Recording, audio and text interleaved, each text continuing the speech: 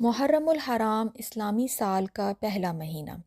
اسلامی سال یعنی قمری سال یا سن ہجری سال کا پہلا مہینہ محرم الحرام کا بابرکت مقدس ماہ ہے۔ اس ماہ مقدس میں سن ہجری سال تبدیل ہوتا ہے۔ لفظ محرم حرم سے ماخوذ ہے، جس کے معنی عزت و احترام کے ہیں۔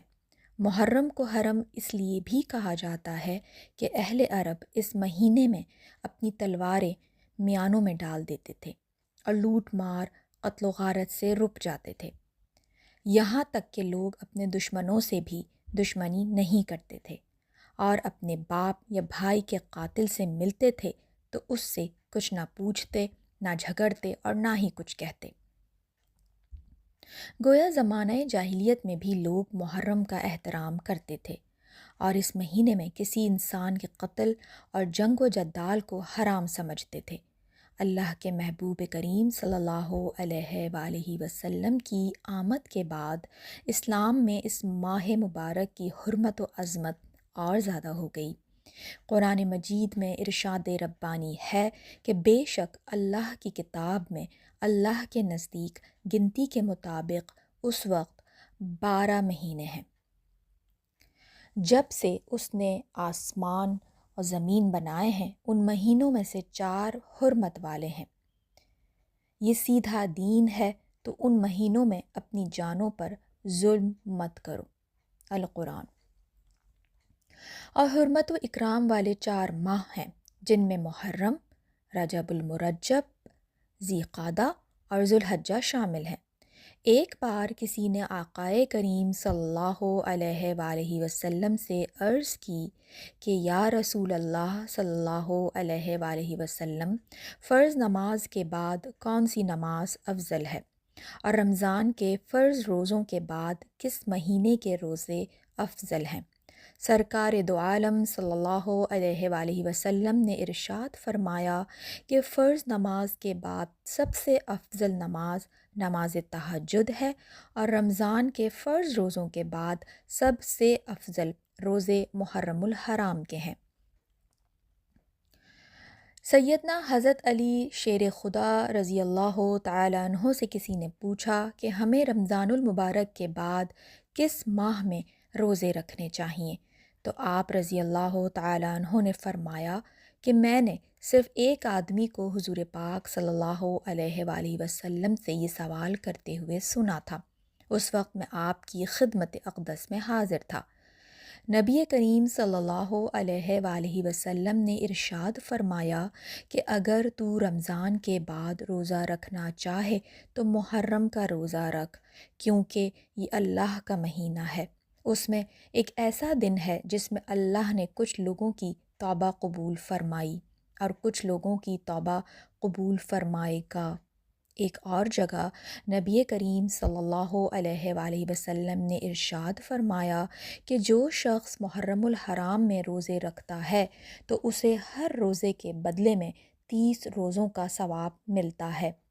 رسول پاک صلی اللہ علیہ وآلہ وسلم کا ارشاد پاک ہے کہ جو شخص محرم الحرام میں پہلے 10 دن تک مسلسل روزے رکھے گا، گویا اس نے 10,000 سال تک اس طرح عبادت کی کہ رات میں قیام کیا اور دن میں روزہ رکھا۔ رسول اللہ صلی اللہ علیہ وآلہ وسلم نے پھر ارشاد فرمایا کہ جس نے ذوالحجہ کے آخری دن اور محرم کے پہلے دن روزہ رکھا تو گویا اس نے گزشتہ سال کے کو روزوں میں ختم کیا، یعنی سال بھر روزہ رکھا اور آئندہ سال کو بھی روزے سے شروع فرمایا۔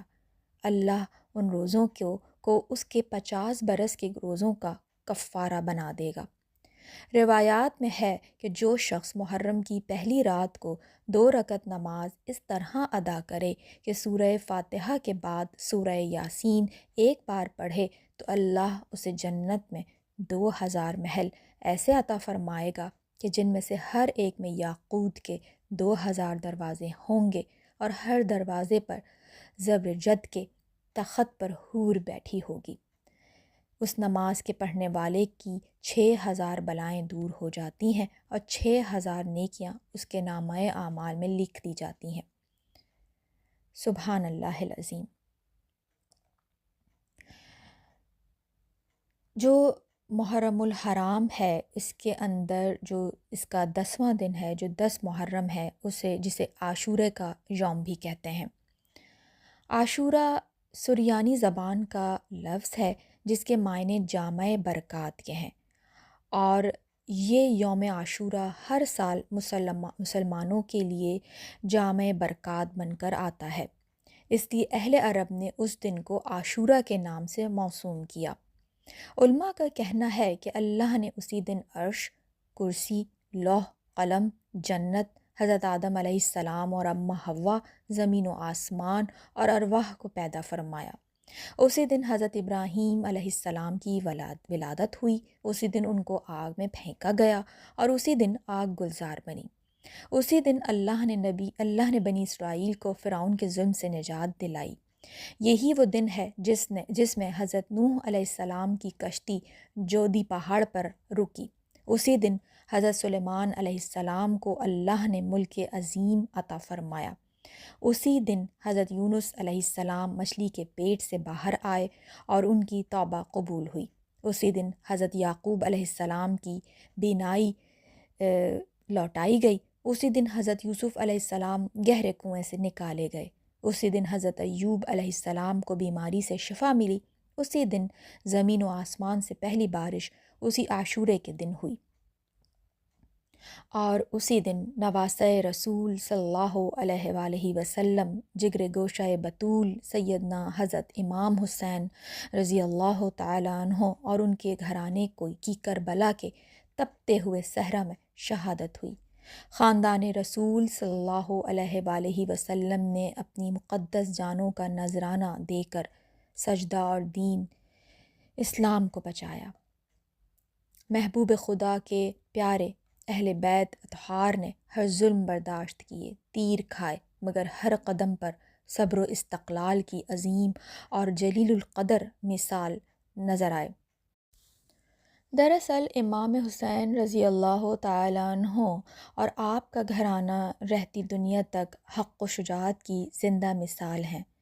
محرم کی 1 تاریخ کو امیر المومنین امام عادل خلیفہ راشد مراد رسول صلی اللہ علیہ وآلہ وسلم سیدنا حضرت عمر فاروق اعظم کی شہادت سے گویا اسلام کے آغاز سے لے کر اختتام تک قربانی اور شہادت ہی ہے، اس لیے بھی اس دن کو عاشورہ کہتے ہیں۔ جبکہ بعض علماء کا کہنا ہے کہ اللہ نے دنوں کے اعتبار سے جو بزرگیاں امت مسلمہ کو عطا فرمائیں، ان میں یہ 10ویں محرم کا دن بزرگی والا دن ہے، لیکن اکثر علماء کا یہ قول ہے چونکہ یہ دن 10 محرم کا ہے، اسی لیے عاشورہ کہلاتا ہے۔ حضرت عائشہ صدیقہ رضی اللہ تعالی عنہ فرماتی ہیں کہ زمانہ جاہلیت میں قریش عاشورہ کے دن یعنی 10 محرم کا روزہ رکھتے تھے، اور رسول کریم صلی اللہ علیہ وآلہ وسلم بھی اس دن کا روزہ رکھتے تھے۔ جب آپ صلی اللہ علیہ وآلہ وسلم نے مدینہ منورہ ہجرت فرمائی تو خود بھی اس دن کا روزہ رکھا اور لوگوں کو بھی حکم عطا فرمایا، لیکن جب ماہ رمضان کے روزے فرض ہوئے تو آپ صلی اللہ علیہ وآلہ وسلم نے فرمایا کہ جو چاہے عاشورہ کا روزہ رکھے اور جو چاہے نہ رکھے۔ اس دن کے روزے کی بہت بڑی فضیلت ہے۔ رسول کریم صلی اللہ علیہ وآلہ وسلم نے ارشاد فرمایا کہ اگر مومن زمین بھر سونا خرچ کرے تو بھی عاشورہ کی فضیلت کو نہیں پا سکتا۔ اس دن مومنوں کے لیے جنت کے 8 دروازے کھول دیے جاتے ہیں۔ سبحان اللہ العظیم۔